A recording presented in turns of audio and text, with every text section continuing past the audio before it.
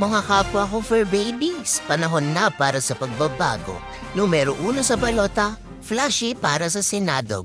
At ito ang aking mga plataforma.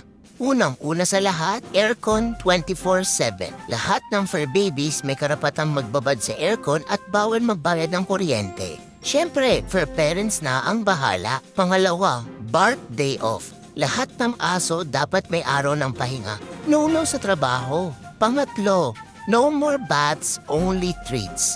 Ang mga aso hindi na kailangang maligo, treats lang pwede. Pang-apat, zero calorie stress.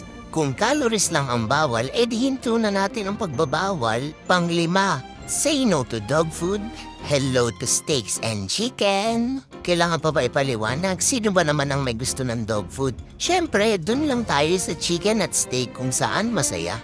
At pang-anim, play hard, snack harder. Maglaro tayo hanggang sa mawalan ng pawis pero hindi mawawala ang treats. Boom! Kaya ano pang hinihintay nyo? Iboto niyo na ako numero 1 sa balota, flashy para sa Senadog.